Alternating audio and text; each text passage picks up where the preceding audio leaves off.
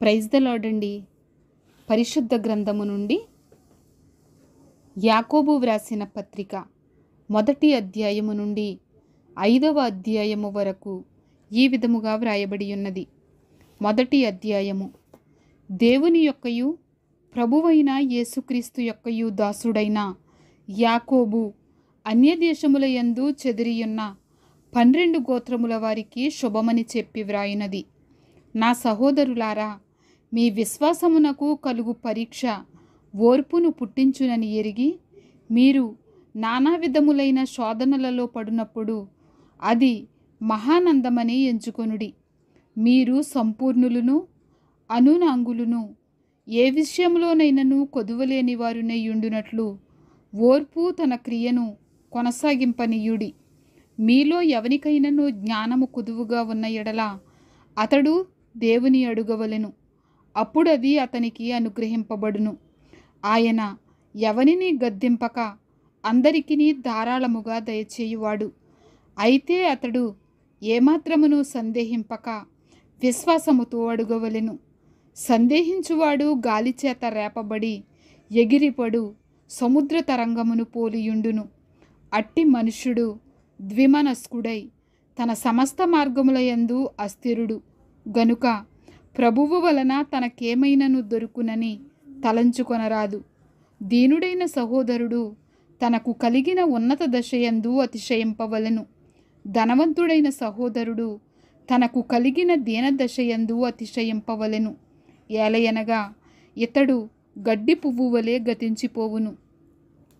సూర్యుడు ఉదయించి వడగాలి కొట్టి గడ్డిని మార్చివేయగా దాని పువ్వు రాలును, దాని స్వరూప సౌందర్యమును నశించును.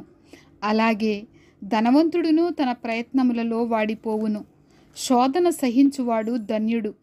అతడు శోధనకు నిలిచిన వాడై ప్రభువు తన్ను ప్రేమించు వారికి వాగ్దానము చేసిన జీవ కిరీటము పొందును. దేవుడు కీడు విషయమై శోధింపబడనేరడు. ఆయన ఎవనిని శోధింపడు. గనుక ఎవడైనను శోధింపబడినప్పుడు నేను దేవుని చేత శోధింపబడుచున్నానని అనకూడదు. ప్రతివాడును తన స్వకీయమైన దురాశ చేత ఏడవబడి మరులు కొల్పబడిన వాడై శోధింపబడును. దురాశ గర్భము ధరించి పాపమును కనగా పాపము పరిపక్వమై మరణమును కనును. నా ప్రియ సహోదరులారా, మోసపోకుడి. శ్రేష్టమైన ప్రతి ఈవియు సంపూర్ణమైన ప్రతి వరమును పరసంబంధమైనదై జ్యోతిర్మయుడగు తండ్రి యొద్ద నుండి వచ్చును. ఆయన యందు ఏ చంచలత్వమైనను గమనాగమనముల వలన కలుగు ఏ ఛాయ అయినను లేదు. ఆయన తాను సృష్టించిన వాటిలో మనము ప్రథమ ఫలముగా ఉండునట్లు సత్యవాక్యము వలన మనలను తన సంకల్ప ప్రకారము కనెను. నా ప్రియ సహోదరులారా, మీరీ సంగతి ఎరుగుదురు గనుక ప్రతి మనుషుడు వినుటకు వేగిరపడువాడును, మాటలాడుటకు నిదానించువాడును, కోపించుటకు నిదానించువాడునై ఉండవలెను. ఎందుకనగా నరుడి కోపము దేవుని నీతిని నెరవేర్చదు. అందుచేత సమస్త కల్మషమును విర్రవీగుచున్న దుష్టత్వమును మాని లోపల నాటబడి మీ ఆత్మలను రక్షించుటకు శక్తిగల వాక్యమును సాత్వికముతో అంగీకరించుడి. మీరు వినువారు మాత్రమై ఉండి మిమ్మును మీరు మోసపుచ్చుకొనకుండా వాక్య ప్రకారము ప్రవర్తించువారునై యుండుడి. ఎవడైనను వాక్యమును వినువాడై ఉండి దాని ప్రకారము ప్రవర్తింపనివాడైతే వాడు అద్దములో తన సహజ ముఖమును చూచుకొను మనుష్యుని పోలియున్నాడు. వాడు తన్ను చూచుకొని అవతలికి పోయి తానెట్టివాడో వెంటనే మరిచిపోవును కదా. అయితే స్వాతంత్ర్యమునిచ్చు సంపూర్ణమైన నియమములో తేరిచూచి నిలకడగా ఉండువాడెవడో వాడు విని మరుచువాడు కాక క్రియను చేయువాడయుండి తన క్రియలో ధన్యుడగును. ఎవడైనను నోటికి కళ్ళెము పెట్టుకొనక తన హృదయమును మోసపరుచుకొనుచు భక్తిగలవాడనని అనుకొనిన ఎడల వాని భక్తి వ్యర్థమే. తండ్రి అయిన దేవుని ఎదుట పవిత్రమును నిష్కళంకమునునైన భక్తి ఏదనగా దిక్కులేని పిల్లలను విధవరాండ్రను వారి ఇబ్బందిలో పరామర్శించుటయు, ఇహలోక మాలిన్యము తనకంటకుండా తన్ను తాను కాపాడుకొనుటయునే. 2వ అధ్యాయము. నా సహోదరులారా, మహిమాస్వరూపియగు మన ప్రభువైన యేసుక్రీస్తును గూర్చిన విశ్వాస విషయములో మోమోటము గలవారై ఉండకుడి. ఎలాగనగా బంగారు ఉంగరము పెట్టుకొని ప్రశస్త వస్త్రములు ధరించుకొనిన ఒకడు మీ సమాజ మందిరములోనికి వచ్చినప్పుడు మురికి బట్టలు కట్టుకొనిన దరిద్రుడును లోపలికి వచ్చిన ఎడల మీరు ప్రశస్త వస్త్రములు ధరించుకొనిన వానిని చూచి సన్మానించి, నీవిక్కడ మంచి స్థలమందు కూర్చుండుమని చెప్పి ఆ దరిద్రునితో, నీవక్కడ నిలువుము, లేక ఇక్కడ నా పాదపీఠమునకు దిగువన కూర్చుండుమని చెప్పిన ఎడల మీ మనస్సులలో భేదములు పెట్టుకొని మీరు దురాలోచనతో విమర్శ చేసిన వారగుదురు కారా? నా ప్రియ సహోదరులారా, ఆలకించుడి. ఈ లోక విషయములో దరిద్రులైన వారిని విశ్వాసమందు భాగ్యవంతులుగాను, తన్ను ప్రేమించు వారికి తాను వాగ్దానము చేసిన రాజ్యమునకు వారసులుగాను ఉండుటకు దేవుడు ఏర్పరచుకొనలేదా?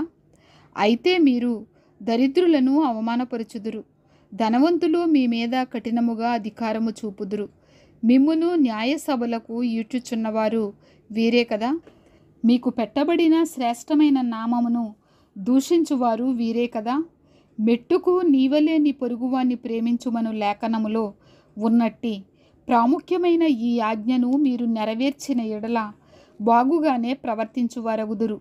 మీరు పక్షపాతము గలవారైతే ధర్మశాస్త్రము వలన అపరాధులని తీర్చబడి పాపము చేయువారగుదురు.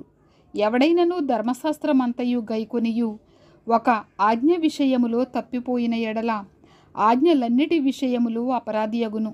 వ్యభిచరింపవద్దని చెప్పినవాడు నరహత్య చేయవద్దనియు చెప్పెను. గనుక నీవు వ్యభిచరింపకపోయినను నరహత్య చేసిన ఎడల ధర్మశాస్త్ర విషయములు అపరాధివైతివి. స్వాతంత్ర్యము ఇచ్చు నియమము చొప్పున తీర్పు పొందబోవు వారికి తగినట్టుగా మాటలాడుడి, అలాగుననే ప్రవర్తించుడి. కనికరము చూపనివాడు కనికరము లేని తీర్పు పొందును, కనికరము తీర్పును మించి అతిశయపడును. నా సహోదరులారా, క్రియలు లేనప్పుడు ఎవడైనను తనకు విశ్వాసము కలదని చెప్పిన ఎడల ఏమి ప్రయోజనము? అట్టి విశ్వాసం అతన్ని రక్షింపగలదా? సహోదరుడైనను సహోదరి అయినను దిగంబరులై ఆనాటికి భోజనము లేకయున్నప్పుడు మీలో ఎవడైనను శరీరమునకు కావలసిన వాటిని ఇయ్యక సమాధానముగా వెళ్ళుడి, చలి కాచుకొనుడి, తృప్తి పొందుడని చెప్పిన ఎడల ఏమి ప్రయోజనము? అలాగే విశ్వాసము క్రియలు లేనిదైతే అది ఒంటిగా ఉండి మృతమైనదగును. అయితే ఒకడు, నీకు విశ్వాసమున్నది, నాకు క్రియలున్నవి, క్రియలు లేకుండా నీ విశ్వాసము నాకు కనుపరుచుము, నేను నా క్రియల చేత నా విశ్వాసము నీకు కనుపరుతున్నని చెప్పును. దేవుడొక్కడే అని నీవు నమ్ముచున్నావు, అలాగు నమ్ముట మంచిదే. దయ్యములను నమ్మి వణుకుచున్నవి. వ్యర్థుడా, క్రియలు లేని విశ్వాసము నిష్ఫలమైనదని తెలుసుకొనగోరుచున్నావా? మన పితరుడైన అబ్రహాము తన కుమారుడైన ఇస్సాకును బలిపీఠము మీద అర్పించినప్పుడు అతడు క్రియల వలన నీతిమంతుడని తీర్పు పొందలేదా? విశ్వాసము అతని క్రియలతో కూడా కార్యసిద్ధి కలుగజేసిననియు, క్రియల మూలముగా అతని విశ్వాసము పరిపూర్ణమైనదనియు గ్రహించుచున్నావు గదా. కాబట్టి అబ్రహాము దేవుని నమ్మెను, అది అతనికి నీతిగా ఎంచబడెను అను లేఖనము నెరవేర్చబడెను. మరియు దేవుని స్నేహితుడని అతనికి పేరు కలిగెను. మనుష్యుడు విశ్వాస మూలమున మాత్రమే కాక క్రియల మూలమునను నీతిమంతుడని ఎంచబడునని మీరు దీని వలన గ్రహించితిరి. అటువలనే రాహాబను వేశ్య కూడా దూతలను చేర్చుకొని వేరొక మార్గమున వారిని వెలుపలికి పంపివేసినప్పుడు క్రియల మూలముగా నీతిమంతురాలని ఎంచబడెను గదా.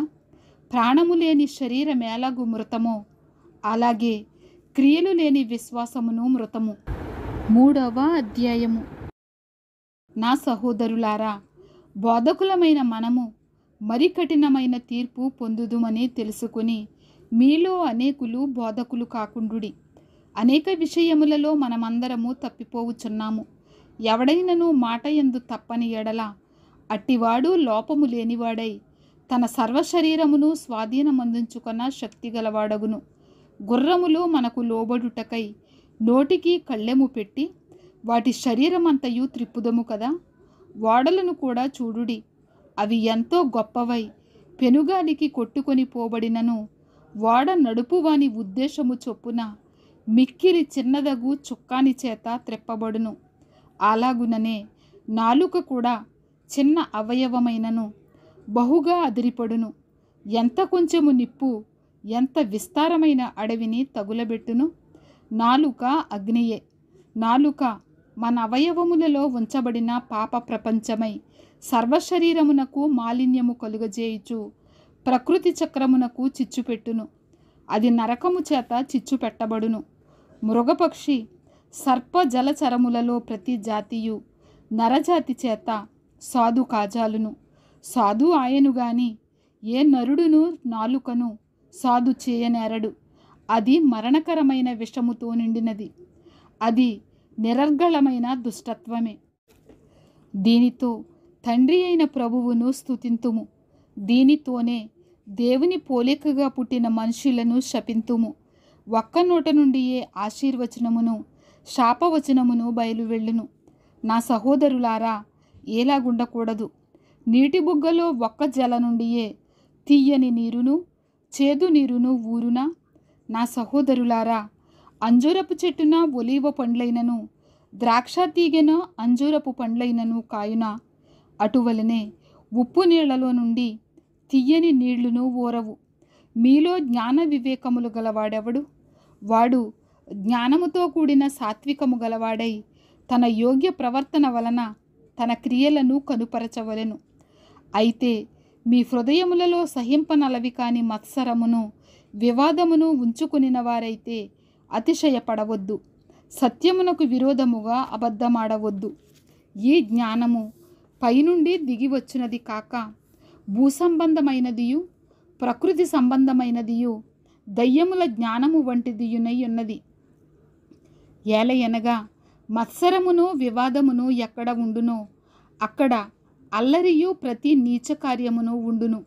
అయితే పైనుండి వచ్చు జ్ఞానము మొట్టమొదట పవిత్రమైనది, తరువాత సమాధానకరమైనది, మృదువైనది, సులభముగా లోబడునది, కనికరముతోనూ మంచి ఫలములతోనూ నిండుకొనినది, పక్షపాతమైనను వేషధారణయైనను లేనిదియునై ఉన్నది. నీతి ఫలము సమాధానము చేయువారికి సమాధానమందు విత్తబడును. 4వ అధ్యాయము. మీలో యుద్ధములను పోరాటములను దేని నుండి కలుగుచున్నవి? మీ అవయవములలో పోరాడు మీ భోగేచ్ఛల నుండియే గదా. మీరాశించుచున్నారు గాని మీకు దొరుకుటలేదు. నరహత్య చేయుదురు, మత్సరపడుదురు గాని సంపాదించుకొనలేరు. పోట్లాడుదురు, యుద్ధము చేయుదురు గాని దేవుని అడుగనందున మీకేమీయూ దొరకదు. మీరడిగినను మీ భోగముల నిమిత్తము వినియోగించుటకై దురుద్దేశముతో అడుగుదురు గనుక మీకేమీయూ దొరుకుటలేదు. వ్యభిచారిణులారా, ఈ లోక స్నేహము దేవునితో వైరమని మీరెరుగరా? కాబట్టి ఎవడు ఈ లోకముతో స్నేహము చేయగోరునో వాడు దేవునికి శత్రువగును. ఆయన మనయందు నివసింపచేసిన ఆత్మ మత్సరపడునంతగా అపేక్షించునా అను లేఖనము చెప్పున్నది వ్యర్థమని అనుకొనుచున్నారా? కాదుగాని ఆయన ఎక్కువ కృపనిచ్చును. అందుచేత దేవుడు అహంకారులను ఎదిరించి దీనులకు కృప అనుగ్రహించును అని లేఖనము చెప్పుచున్నది. కాబట్టి దేవునికి లోబడియుండుడి, అపవాదిని ఎదిరించుడి, అప్పుడు వాడు మీ యొద్ద నుండి పారిపోవును. దేవుని యొద్దకు రండి, అప్పుడు ఆయన మీ యొద్దకు వచ్చును. పాపులారా, మీ చేతులను శుభ్రము చేసుకొనుడి. ద్విమనస్కులారా, మీ హృదయములను పరిశుద్ధపరుచుకొనుడి. వ్యాకులపడుడి, దుఃఖపడుడి, ఏడువుడి. మీ నవ్వు దుఃఖమునకును మీ ఆనందము చింతకును మార్చుకొనుడి. ప్రభువు దృష్టికి మిమ్మును మీరు తగ్గించుకొనుడి, అప్పుడు ఆయన మిమ్మును హెచ్చించును. సహోదరులారా, ఒకనికి విరోధముగా ఒకడు మాటలాడకుడి. తన సహోదరునికి విరోధముగా మాటలాడి తన సహోదరునికి తీర్పు తీర్చువాడు ధర్మశాస్త్రమునకు వ్యతిరేకముగా మాటలాడి ధర్మశాస్త్రమునకు తీర్పు తీర్చుచున్నాడు. నీవు ధర్మశాస్త్రమునకు తీర్పు తీర్చిన ఎడల ధర్మశాస్త్రమును నెరవేర్చువాడవు కాక న్యాయము విధించువాడవైతివి. ఒక్కడే ధర్మశాస్త్రమును నియమించి న్యాయము విధించువాడు. ఆయనే రక్షించుటకును నశింపచేయుటకును శక్తిమంతుడై ఉన్నాడు. పరునికి తీర్పు తీర్చుటకు నీవెవడవు? నేడైనను రేపైనను ఒకానొక పట్టణమునకు వెళ్ళి అక్కడ 1 సంవత్సరం ఉండి వ్యాపారము చేసి లాభము సంపాదింతము రండని చెప్పుకొని వారలారా, రేపేమి సంభవించునో మీకు తెలియదు. మీ జీవం ఏపాటిది? మీరు కొంతసేపు కనబడి అంతలో మాయమైపోవు ఆవిరి వంటివారే. కనుక ప్రభువు చిత్తమైతే మనము బ్రతికియుండి ఇది అది చేతమని చెప్పుకొనవలెను. ఇప్పుడైతే మీరు మీ డంబముల యందు అతిశయపడుచున్నారు. ఇటు అతిశయమంతయు చెడ్డది. కాబట్టి మేలైనది చేయనెరిగియు అలాగు చేయని వానికి పాపము కలుగును. 5వ అధ్యాయము.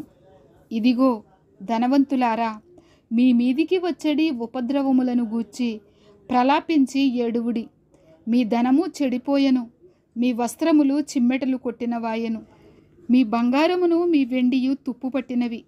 వాటి తుప్పు మీ మీద సాక్ష్యముగా ఉండి అగ్నివలే మీ శరీరములను తినివేయును. అంత్యదినముల యందు ధనము కూర్చుకొంటిరి. ఇదిగో మీ చేలు కోసిన పనివారికి ఇయ్యక మీరు మోసముగా బెగబట్టిన కూలి మొర్రపెట్టుచున్నది. మీ కోతవారి కేకలు సైన్యములకు అధిపతియగు ప్రభువు యొక్క చెవులలో చొచ్చియున్నవి. మీరు భూమి మీద సుఖముగా జీవించి భోగాసక్తులై వదదినమునందు మీ హృదయములను పోషించుకొంటిరి. మీరు నీతిమంతుడైన వానికి శిక్ష విధించి చంపుదురు, అతడు మిమ్మును ఎదిరింపడు. సహోదరులారా, ప్రభువు రాకడ వరకు ఓపిక కలిగియుండుడి. చూడుడి, వ్యవసాయకుడు తొలకరి వర్షమును కడవరి వర్షమును సమకూడు వరకు విలువైన భూఫలము నిమిత్తము ఓపికతో కాచుకొనుచు దాని కొరకు కనిపెట్టును గదా. ప్రభువు రాక సమీపించుచున్నది గనుక మీరును ఓపిక కలిగియుండుడి. మీ హృదయములను స్థిరపరుచుకొనుడి. సహోదరులారా, మీరు తీర్పు పొందకుండు నిమిత్తము ఒకని మీద ఒకడు సణగకుడి. ఇదిగో న్యాయాధిపతి వాకిట నిలిచియున్నాడు. నా సహోదరులారా, ప్రభువు నామమున బోధించిన ప్రవక్తలను శ్రమానుభవమునకును ఓపికకును మాదిరిగా పెట్టుకొనుడి. సహించిన వారిని ధన్యులను కొనుచున్నాము గదా. మీరు యోబు యొక్క సహనమును గూర్చి వింటిరి. ఆయన ఎంతో జాలియు కనికరమును గలవాడని మీరు తెలుసుకొనియున్నారు. నా సహోదరులారా, ముఖ్యమైన సంగతి ఏదనగా ఆకాశము తోడని గాని భూమి తోడని గాని మరి దేని తోడని గాని ఒట్టు పెట్టుకొనక మీరు తీర్పుపాలు కాకుండునట్లు అవునంటే అవును, కాదంటే కాదు అని ఉండవలెను. మీలో ఎవనికైనను శ్రమ సంభవించెనా అతడు ప్రార్థన చేయవలెను. ఎవనికైనను సంతోషము కలిగెనా అతడు కీర్తనలు పాడవలెను. మీలో ఎవడైనను రోగి అయ్యున్నాడా అతడు సంఘపు పెద్దలను పిలిపింపవలెను. వారు ప్రభువు నామమున అతనికి నూనె రాచి అతని కొరకు ప్రార్థన చేయవలెను. విశ్వాస సహితమైన ప్రార్థన ఆ రోగిని స్వస్థపరుచును. ప్రభువు అతని లేపును.